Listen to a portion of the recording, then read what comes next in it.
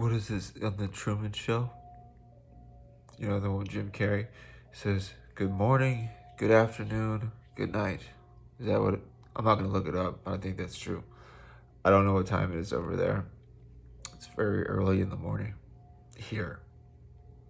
Uh, Sit with me a moment. I feel like the Holy Spirit wants to release through me, kind of this exploration, where we want to explore. He's giving me this song. For one, sometimes when I release a word, and I guess this is just like the age that I am in the culture that I grew up with. I feel like, at the beginning of Lil Wayne's like songs or whatever, where he like sparks the blunt and he goes, and then he just he just one takes it. You know what I'm saying? Sometimes it feels like that. I don't know if it feels like that today, but that's something that I think about. It's like sometimes I feel like I'm about to get on the mic. I'm about to go in, and I got this confidence, right? Like Lil Wayne has that confidence. The dude doesn't even like rehearse or whatever. He just apparently he's just like, no, I just have an idea, but I just go for it. And he just sparks the blunt at the beginning of the song, and he just. Whew. So we'll see what this one is. But always, I like that. I like the spirit of that, you know. So I don't know if you're familiar with this, but there's an older song now, I guess, by Bone Thugs and Harmony, The Crossroads, and I feel like this is where the Holy Spirit has been talking to me about. He's like, look up the lyrics. Let's see, because I feel like in the heart of men, you will find God. You will find the longing to know and be known, right? And so he will often bring me to songs, and there's lyrics that people write, and maybe they didn't write it from the place that I'm going to release from, but it's the same heart, this heart of humanity. And I feel like what the Holy Spirit began to show me was the crossroads from death to life, and how at a certain point in your life you will be met with a crossroads, and you will become aware that you are at a crossroads. But you know the song. It's like, ba ba ba ba ba ba ba, tell me what you got, ain't nowhere to run. Now tell me what you got when there ain't nowhere to hide. That. And I feel like that beginning of the song really stuck out to me. I know I was like about to say something, and then I like said something else. I was kind of like talking or whatever, but I feel like I had a point, but I'm coming back here. Anyway, that part. Let's talk about that part for a second. That part really stood out to me. Very much highlighted. Now tell me what you're gonna do when there ain't nowhere to run, when judgment is coming for you.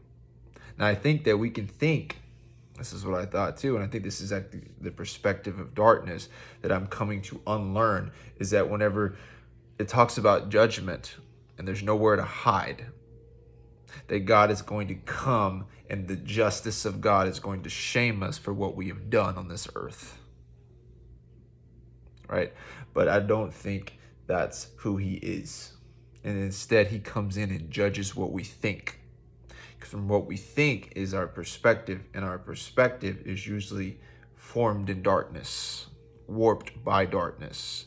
And so we believe lies about ourselves, and there comes a certain point, a crossroads, where God comes in. He's like, you think that you have been leading you to this place, right? That you met me recently, but I've been walking with you before you were walking with me, leading you, preparing you to meet me, leading you, preparing you to go from death to life. Death being you don't know that I'm with you and that I've always been with you, and all of the truth that comes with that. And life is you're coming to know the truth that has always been true. So this is where the crossroads is. So he comes in, and there ain't nowhere to run, and there ain't nowhere to hide. And what does he come in with? Love. Perfect love. It's perfect love that meets you at the crossroads.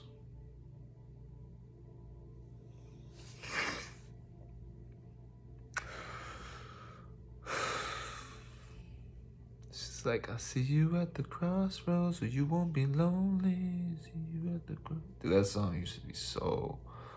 It still is. I just listened to it for like the first time in a long time. It still hits. See you at the crossroads, so you won't be lonely. See, we can have this life before this introduction to God, where we think that we are living, but really we're just surviving, right? We are managing darkness. We are trying to get by. And we can't get past this point until we are confronted by him, until we are confronted by the light. And the light comes in and exposes how dark it has been. And in darkness, the lies that we've believed about ourselves. And I believe that there will be a death to who you saw yourself as, that he never saw you as. And life will be you coming to know how he's always seen you and felt about you and has always been for you.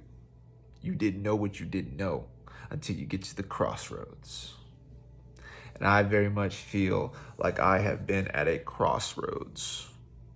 That's why it doesn't really matter if I leave my physical circumstance or not. It's still a crossroads because he has an illumination, right? A measure of light, a power of light that I need to be able to cross over. I'm at a limited place in my understanding.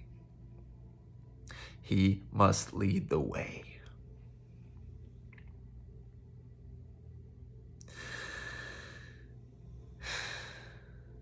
He must lead the way.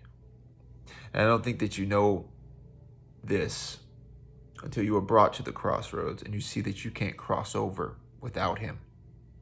Hello, waiting season. Hello, wilderness. Hello, I'm so deep in the woods. I don't know how I got here, but I can't get out. I can't move on for some reason. This is so foreign to the way that the world thinks. But if you think of the world, you can just think of people that are in darkness, right? The ones that have not been brought to the crossroads yet. But it seems to be the crossroads is where Saul was initiated into Paul.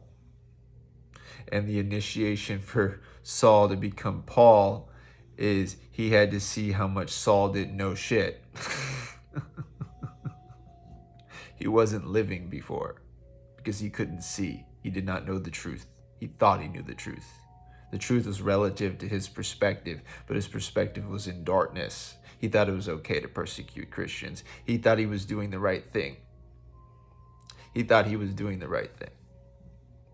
It wasn't until the light comes and blinds you that you see you couldn't see this whole time. Crossroads.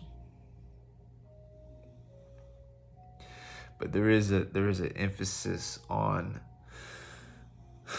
I feel like it's the Father's heart, his love, his perfect love that comes in at the right time when it is your time and says, there's nowhere else to hide. There's nowhere for you to run anymore.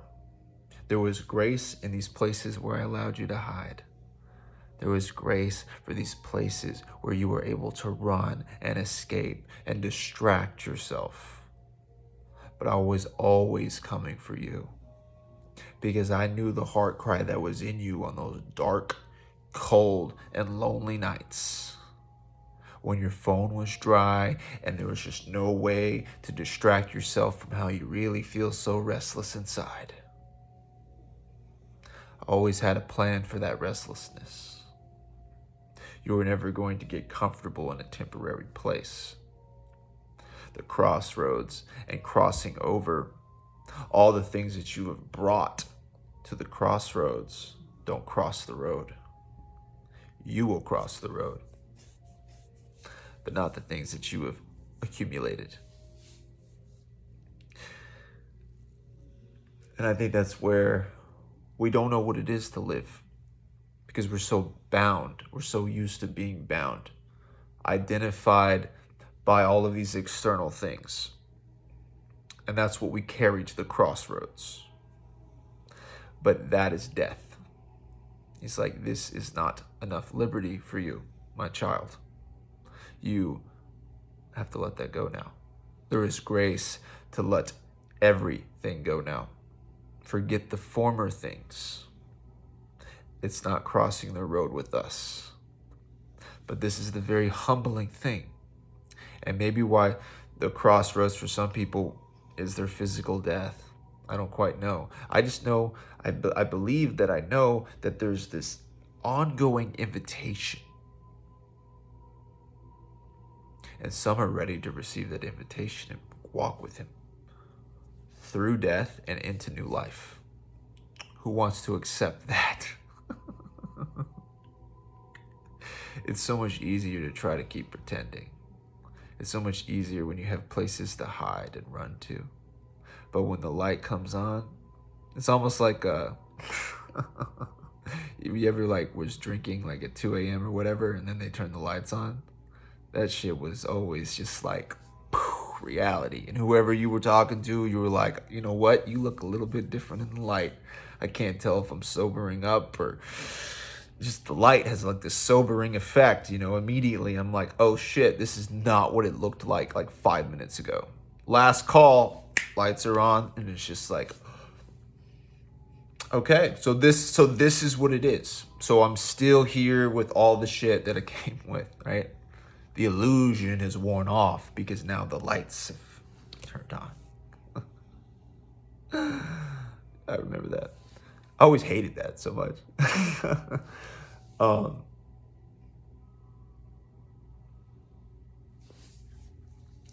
when it's your time, like it appears to be my time, you will know that you are at a crossroads because you will be shown that you can't cross over without him, that you don't have the strength and you don't know the way. And this is where you will meet God, Jesus, who says, I am the way into new life, crossing over from death to new life. I think for a time where like Jesus, God, whatever you want to say, wherever you are in your relationship with him, he saved me from this, he saved me from that, he saved me from addiction, he saved me from depression, he saved me from anxiety. Maybe you're experiencing this. This is wonderful. But you weren't just saved from things, you were saved for things. This is something that he's made it very clear to me.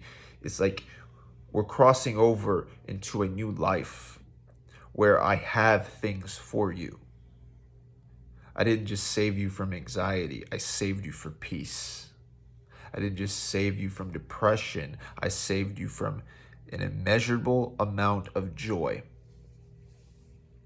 But who is the version of you that has the joy and the peace and the confidence in him? It's the version of you that knows the truth about yourself. It's the version of you that knows that he has always been with you, that he's always been for you, and that you know that he was the one who crossed you over because it was your time. And so there is no man boasting in that. There's no man who writes the book about all the steps, how to cross over. You're not going to cross over from death to life because you aren't the way. He is the way.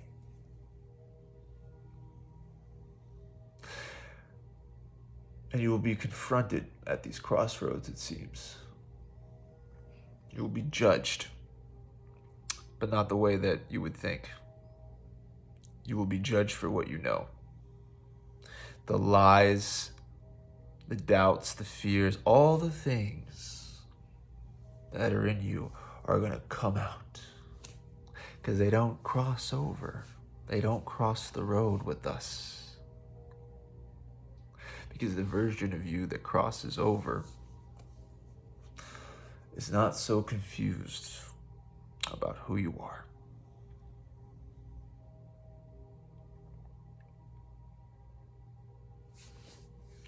But it requires him. It requires him to do it. This is where I think, like, sometimes you just can't reach people. Like I couldn't reach myself. Like the version of me that I am today, I could have never conceived of being. But it's like the version I always knew was there. Like I've lived this life before, right? Like he has gone the way before me, leading me across the road. So I know it's in me. It's like an intuition or something.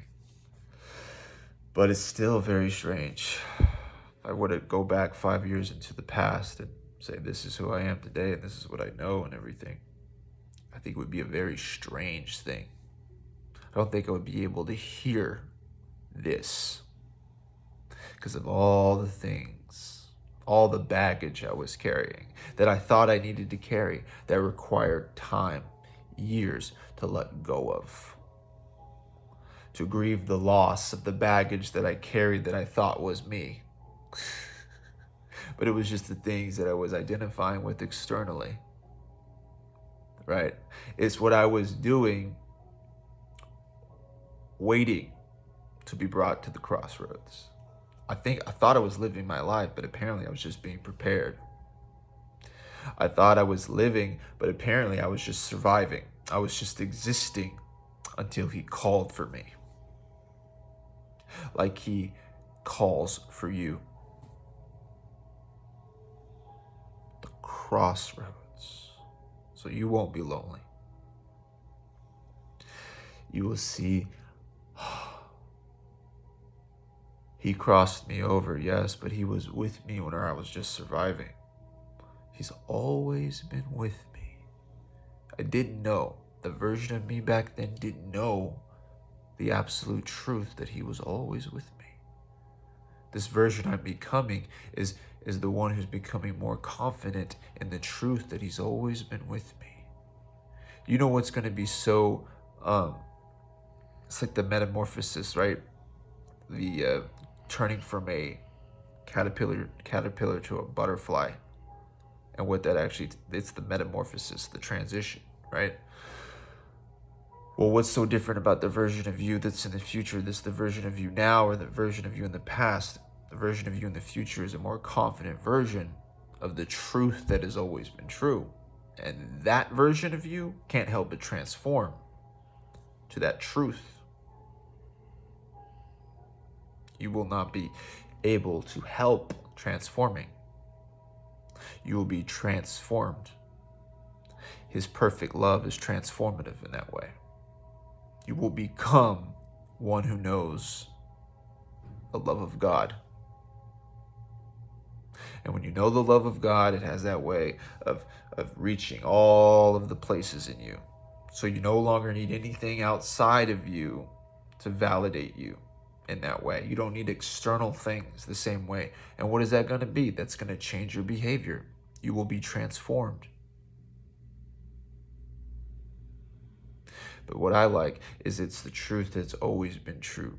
So even whenever you were out there, like I was out there just surviving, thinking I was living, there was a truth about me. There's a truth about you that you didn't know yet. That took time, that is taking time to come to know. And it seems like we're crossing over from death to life. What seems right to a man leads to death. That's in the word. There are so many things that have become, that are so normalized in this earth, but it only leads to death. But it makes sense to a man. It makes sense to a man who's in darkness. But when that man is confronted with the light, everything changes. Everything. You're like, I thought I was leading the way. And maybe I had this like idea, maybe you've like known God and you're like, God has led me, but you have no idea until you get to the crossroads just how much he's carried you in your life, how much he has protected you in your life, and how much he has required the Spirit of God to move you forward, to promote you. There's also something that I liked whenever I looked up the meaning of that song, Bone Thugs and Harmony, like the Crossroads. It was talking about this like blues artist or something that met the devil at the crossroads and sold his soul to become more talented, to become more known in the earth, right? Famous, right? That kind of sort of thing. I think he like got like talent with his voice or like some instrument or something, and that seems to be. It's like we all end up at these crossroads, I think, and then there is a choice. And I guess I want to say it like this: there's two ways to be elevated. There's two ways to be promoted. Otherwise, you don't go anywhere. And I would say that the devil can promote you, which is going to come with a bunch of strings attached, as you've probably could imagine, or God could promote you. But when you're at the crossroads, I believe that you will find that you cannot self-promote, which is a lot of what we believed before. And maybe you still don't believe what I'm saying. And I think you have to sit there a little while waiting on God to find that you can't promote yourself past that place. I feel like the longer you were at this crossroads, this waiting season with him, you will find that there is no life apart from you. But I could go to the devil, sell my soul, and get an illusion of promotion, right? So I guess in that sense, only God is the one who can promote you. But there is the temptation, I guess you could say. There is the deceit of being promoted by the devil or whatever. But what seems to be clear to me is you will not be able to promote you. This is why desperate men sell their souls to the devil, because they can't get anywhere. It's like we can never leave our hometown unless he takes us out of our hometowns. And I think this is very hard for people to understand. Very hard. We do not want to face that. I don't think we want to face the weakness of our humanity in that. How we really can't leave our own understanding and mindset in that. That we desperately need the light to promote us. How much we need him to show us the way. I don't think that you have to be ready for that sort of thing. You really have to. And I think that's the preparation to get to the crossroads. But when you're at the crossroads, you're going to know. It's going to sink in. It's going to probably take some time. You're going to wrestle with it. But I think if it is your time, there will be a grace on it. And God will have you just surrender into it. It's almost like you're like walking down a narrow hallway, and you have to like, because you're having to walk, like there's no like not walking, and so you were just having to shift to fit the size of the hallway, right?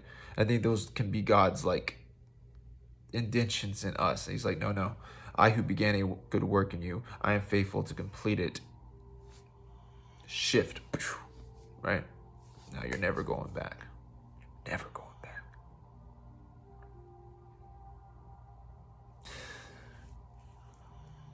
So maybe you're at a crossroads, and there's nowhere to run, and there's nowhere to hide,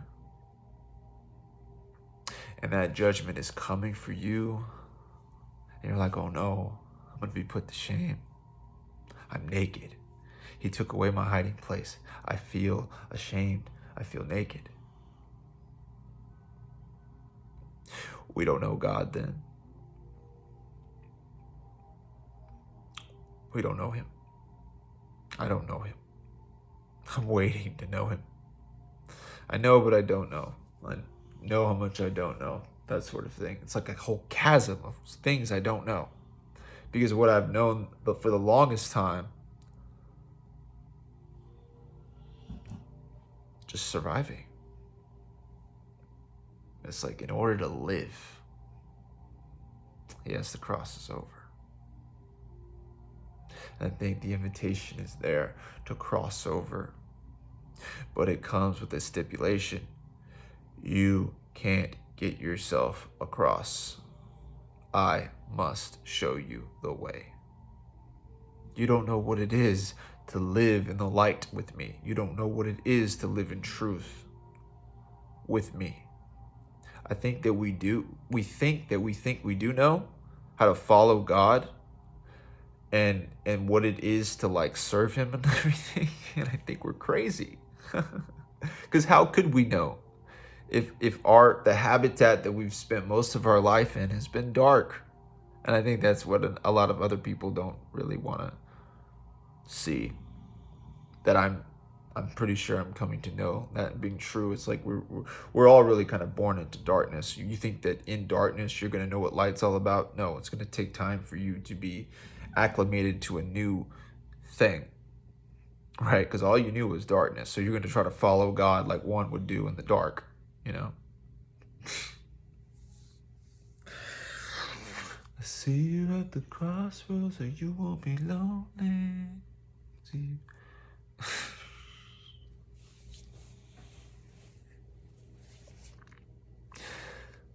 I hope it comes across,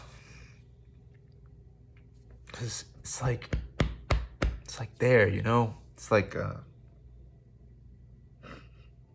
don't really have any other words for it than this.